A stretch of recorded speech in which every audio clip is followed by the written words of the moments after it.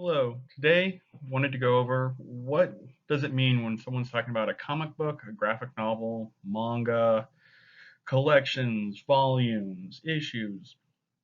Maybe you're looking to get into the hobby yourself. Maybe your husband, wife, boyfriend, girlfriend, your son or daughter, your cousin, your friend is involved and you're wanting to get a Christmas gift for them, whatever the reason, it can be a little bit confusing with all the terminology. So just thought I'd do a real quick explanation of kind of what we're talking about. So we're going to cover what is a comic book, what is a trade paperback, what is a graphic novel, what is a manga, and what is an omnibus. Now, this is, like I said, going to be a very quick explanation. I do plan on going into a little more depth on some of these because even though they're just terms, there is some fascinating history to them, especially when you look at something like a comic book and the manga. So I hope to be able to do some more in depth about those two in the future. So, what do these terms reference? Well, they're all dealing with what we call comics. And a comic is nothing more than a written and illustrated form of storytelling. So the name originally came around because the first form of this were comedic. They were in papers. They were also called like the funnies. So whenever they started to be collected, they were called comics. Now these tend to be originally done in strips, right? So there was the one panel or the three panel or the four panel, right? Meaning four different scenes in a strip. So in a line, kind of what you think of when you think of like Garfield or Foxtrot or Dilbert or Calvin and Hobbes, right? Any of the classic funnies style comics. So that's where the name came from. Now, it has since become an umbrella term for any form of storytelling that is both illustrated and written. Now, it must be illustrated, but it doesn't always have to have written words. There are comics that are just illustrations. Those tend to be a little bit more rare because usually there's at least some narration or something, so there is some writing somewhere. Now, with it being an umbrella term, it also means that it can be a little misleading because there are comics that deal with very dark material, very adult material. You have things about war, you have murders, you have rapes, you have talks about oppression, genocide, you have talks about misogyny, you have talks about racism. Uh, there's a lot of topics that can be very dark that are dealt with. Now, these aren't the majority of them. In fact, it's a very small section, but there are adult comics that deal with very dark themes. So keep that in mind. Not all comics are all age appropriate. Now, many stories and comics tend to be fantastical, but there are ones that are based on real life scenarios and some that are based on historical settings. Now, these can be fiction or nonfiction. So there are some nonfiction ones that are pretty interesting out there as well. There's March and They Called Us Enemy that talk about oppression and racism in American history that are based off real events, based off real people, written by people that went through it. So nonfiction on top of there being, historical fiction, but there is a lot of sci-fi and fantasy, right? We all know Spider-Man isn't real, but it's kind of cool, right? This fantastical setting, right, with superheroes, or some of them are even set in fantasies, Pathfinder, Dungeons and Dragons, Lord of the Rings, right? There are comic books for those as well, so they do exist. Now, the terms themselves, again, kind of a real quick, and then we're going to compare them here in a little bit. But when you're looking at the term itself, a comic book is typically what we think of as this little magazine. They tend to be about 20 to 30 pages, but they can run anywhere from 2 to 3 pages all the way up to 60, depending on, what's needed to tell the story at that time. These are typically released monthly, right? It's periodical, so it's released monthly. But there are often ones that are released bi-monthly, some that are released, every so many months. And you can get hiatus, right, where an artist or an illustrator takes time off and doesn't make the comic book for a year or ever again in some cases. Now, a trade paperback is what we tend to think of when we talk about a graphic novel, although we're going to get into that next. So, a trade paperback is just the collection of several comic books together. It can be anywhere from two to, it can actually be all the way up to like 12 to 15, but they typically are anywhere between 3 and 6 comic books kind of just put together. It's however long is needed to typically cover a minor story arc, right? And that tends to be a trade paperback. These are what a lot of people are getting into now. It's how I collect my comics, just simply for time and money. I do trade paperbacks rather than comic books. Although growing up, you did comic books. Now you tend to do trade paperbacks. So this is what you'd find at like Barnes and Noble, or if you went to a bookstore, this is what you tend to find, not the actual comic book themselves anymore. A graphic novel is an umbrella term, and we'll get to that in a little bit too, but it's an umbrella term for a lot of things.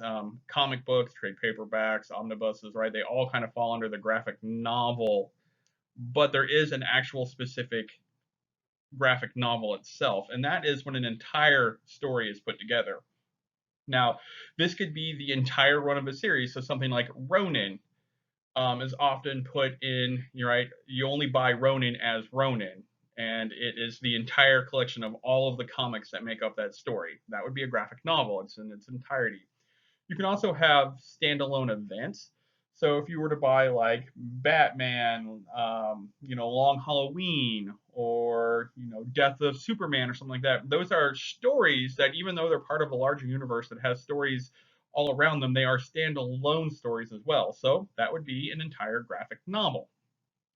You can also have graphic novels that are kind of major story arcs that are settings within a continual world. So you think about this as like a novel series, right? So if you buy a series in a novel setting, so I'll go back to like Dragonlance since that's in the news today, right? Like it's a trilogy. Well, a graphic novel could be each one of those books because each one of those books was a standalone novel that still worked in a series. So you can also have a graphic novel that's like that. You tend to find those with longer ongoing series, right? Where they can have a major story arc that in and itself is its own standalone story that is still part of a series as well. So again, graphic novels kind of cover a lot. They're both an umbrella term and a wide encompassing term on its own, right? Because you can have 3 different forms of graphic novel that still all are what we would consider a novel. Now, an omnibus is kind of weird because an omnibus is a very broad definition of a term used in literature. So it is a collection of stories for some reason, and we'll get into more about that later. Just realize an omnibus is very, very varied. Yay. Manga is actually a type of comic that comes from Japan. It was used at one point to reference all Asian comics, but obviously with the world becoming more connected and societies and cultures being more understood and people generally wanting to understand the world better, we now understand manga is specific to Japan. Although, right, Korean manhwa also got put under this. We'll get into that as well. Now, in Japan, these are sold like comic books. In the US, we can only buy them as what is similar to a trade paperback, which still isn't bad. I mean, that's how I buy them. When we're doing some quick comparisons, a comic book versus a trade paperback, a comic book is periodical, meaning it's issued monthly, bi-monthly, right? It's issued in a certain period of time. It is typically between 15 and 30 pages. It can obviously be much shorter, much longer. It's kind of like an episode in TV, right? So imagine like a Netflix series, right? Where you can have an episode be 15 minutes or 45 minutes for the same show, even though they tend to all be around 30 minutes, right? Sometimes they're 28, sometimes they're 32, but they're all right around that, even though they can go much shorter or longer. Again, like an episode in TV, comic books tend to be episodic. So they will give you a somewhat of a beginning and a somewhat of an end, right? Even though it's not the actual beginning or end of a story. Within a comic book, you tend to see advertisements, letters, previews, right? Because these are put out monthly, and so they have to pay bills, right? The publishers, the artists, the illustrators, the writers have to pay bills. You tend to see them fit that. You also sometimes hear it referred to as an issue, a comic book issue, issue one, issue two, right? And that's just telling you what order to go in. Compare that with a trade paperback, which is when you collect a bunch of issues into what's called a volume many times. Right? So it's a collection of comic books that tell a story arc. It tells a full story arc, even if it might be a minor story arc that belongs to a larger full story arc. Now, these can be several comic books put together, or just as few as like 2 or 3. It's just whatever is needed to tell the story. What's kind of nice about trade paperbacks is they tend to lose the advertisements and sometimes even the letters and previews. A lot of times they lose previews, sometimes they include the letters. But they do tend to include extras like the variant cover art or storyboarding or even like a foreword or something by an artist or illustrator or something like that. So they do tend to include some pretty cool extras as well. A comic book versus a manga. So, comic book is what we refer to as Western in origin, meaning European or American sources. Not always that they're made in Europe or America, right? You can get a comic in Japan, right? It's just coming from a European or American background. So, that's a comic book versus a manga, which comes from Japan, even though they're both comics.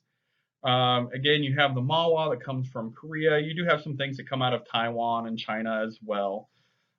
Just like in comic books, right? The U.S. is the big producer of them, but also England and France have really, really thriving comic communities as well, right? So, just like in Europe and America, in Asia, just there are more than just Japan, although we tend to refer to manga as Japanese.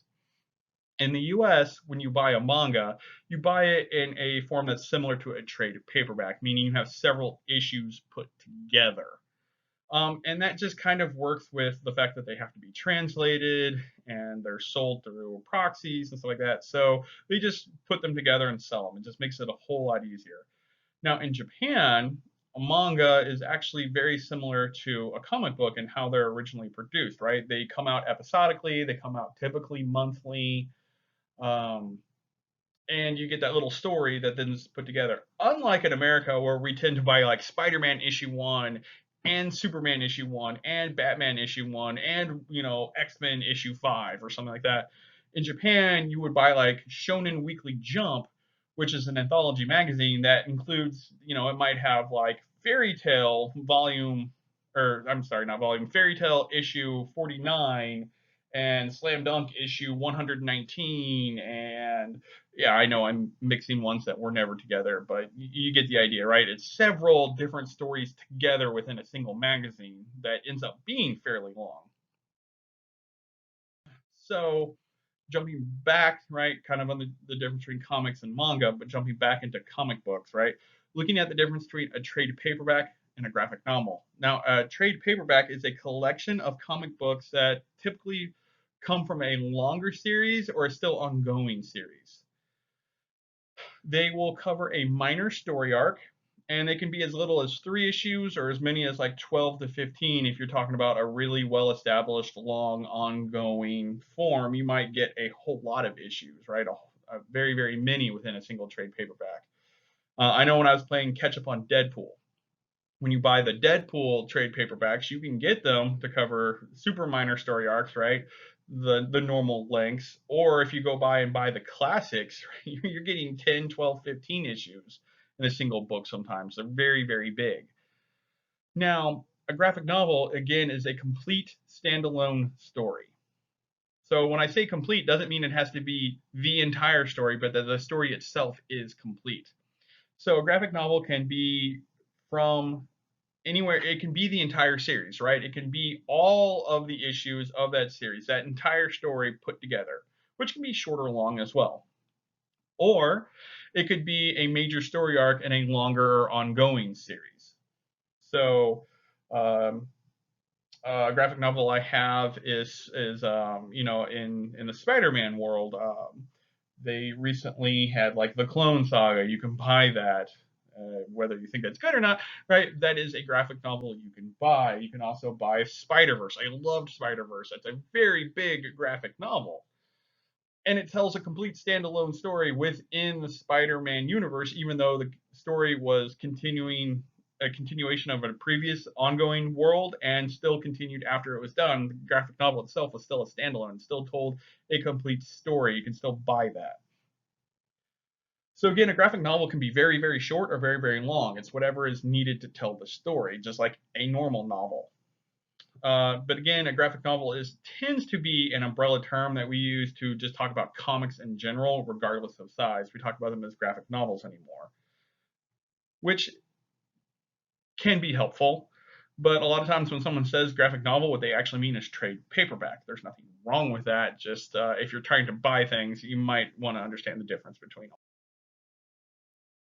So a graphic novel versus an omnibus. Again, the graphic novel is a singular story, very complete in itself. An omnibus is a collection of stories together. Now, the definition for an omnibus is very broad. So, an omnibus itself could be 2 or 3 or 4 graphic novels that are put together in a large collection, or it could be a whole bunch of like what we would normally consider as trade paperbacks that don't form a singular novel or a large story arc by themselves, but you put them all together to form an omnibus. An omnibus is there mainly to help you save money and space by making a larger collection. So you're bringing a whole lot of things together into a smaller form. It works well for long ongoing series. If you're wanting to play catch up or you just don't have the room, right? You can buy an omnibus and have a whole lot of them together to kind of help speed your collection up, help get you everything read in the right order. You can make sure you have it there. So again, it's a very broad term. Now, again, this was hopefully a quick comparison between these things.